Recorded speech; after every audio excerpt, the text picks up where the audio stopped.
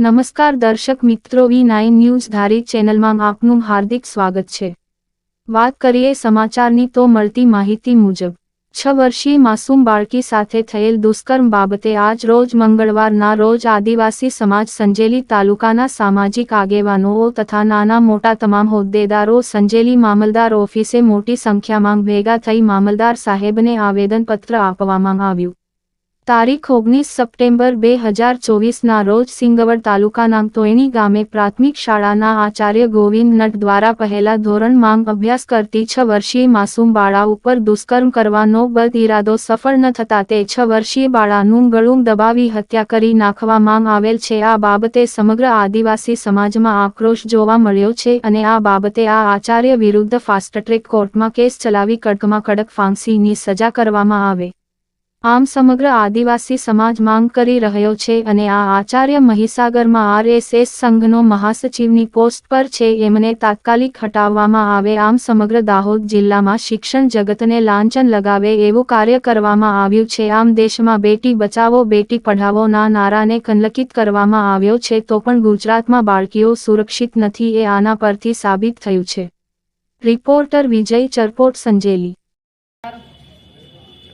ગુજરાતની અંદર અને કેન્દ્રની અંદર અત્યારે ભાજપ શાસન ચાલી રહ્યું છે। ભાજપ સરકાર કન્યા કેળવણીની વાતો કરતી, નારી સશક્તિકરણની વાતો કરતી હોય અને બણગા ફૂંકતી હોય, પણ જે સિંગવડ તાલુકાની અંદર તોયણી પ્રાથમિક શાળા ખાતે જે આ જઘન્ય ઘટના બની છે, તો આ સરકારને અમે કહેવા માંગીએ છીએ કે તમે ભરોસાની ભાજપ સરકાર તમે સ્લોગન આપો છો તો તમારા પર અમે ભરોસો કરીએ। આજે તમારી સરકારની અંદર અમારી મા દીકરી બેટી આજે સુરક્ષિત નથી।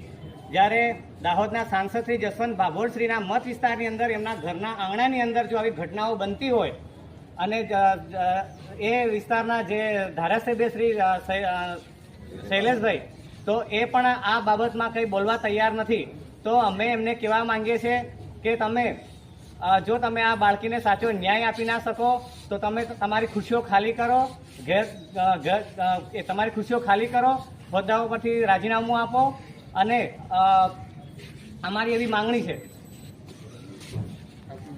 અલ્પેશ ચારે તારીખ 19 અને ગુરુવારના રોજ જે ઘટના તોયણી ગામે બની છે તે દુઃખદ ઘટના છે।